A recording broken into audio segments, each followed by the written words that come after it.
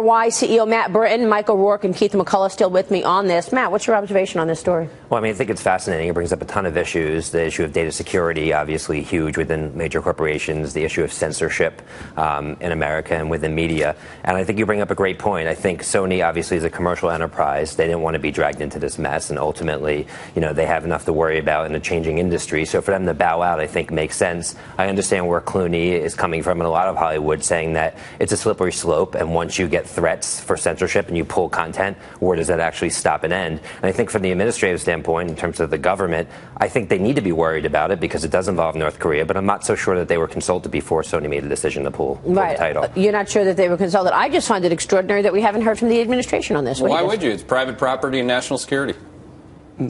That's what I'm saying. What's That's interesting? what I'm talking about. They didn't just pull the movie from the theaters. They pulled it in totality. It's not going to be on Netflix, Apple TV, anywhere. It's going to leak, though. Guaranteed it's going to leak. It's going to be one of the most popular movies of 2015. Yeah. And I agree with George Clooney. That was a coward move. But why cowardly move? Why did they pull the movie altogether? I mean, if we're going to do this now because we have a threat from North Korea, what's the next one? Who's the next thug that's going to push us around? I don't agree with George Clooney on many things, but I think he's spot on. Me too. And he's right. And the thing is, you know, this is America. You know, we take our lumps when necessary, but we shouldn't bow down to anyone else. But on this topic, I am concerned when you think about, North Korea that can hack us or hack our corporations may be more dangerous than a nuclear North Korea. Yeah. Because you can Americans, our way of life, what we do every day is very important to us. And if you can shut down major corporations, that's a big deal. So this is an extremely serious issue. You're right. The administration should be out front on this.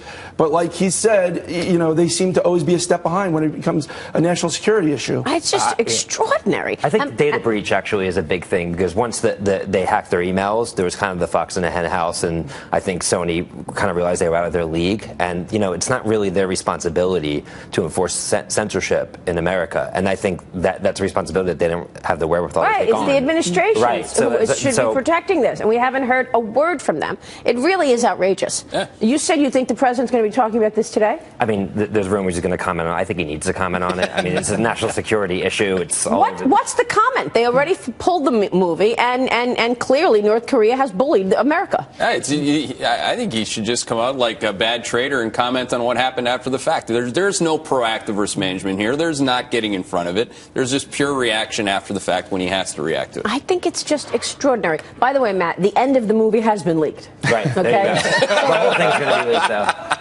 It's out there. And the fact that Jonah Hill, of all people, is actually at the center of this national security controversy, given the type of person he is just hysterical. When you look at, I know, you're right. When you look at 2015, the cybersecurity area has got to be one of the biggest stories that we're going to be continue to live with. I wonder what implications that has. That's a huge issue. Yeah, I mean, Snapchat. You look at Snapchat, a company that has over 100 million users, and millennials sort of are adopting it as the de facto way to communicate, this ephemeral type of communications where it disappears and they don't have to bear the repercussions in the future. Companies are going to start to adopt platforms like that because not all messaging needs to be permanent and can disappear, and that removes a lot of the hacking fear that can come out of companies if the messaging just disappears. And I think you're going to start to see more and more companies shift in that direction. Fear is a terrorist act. I mean, at the end of the day, I mean, to Mike's point, North Korea would be more effective militarily with Legos than they are currently. But with this matters. It really does matter. Which is what you said earlier is even more important than the nuclear capabilities. 100%. All right, gentlemen. Matt Britton, thank you so much for joining us. Great insights as always. Thanks. Keith and Mike.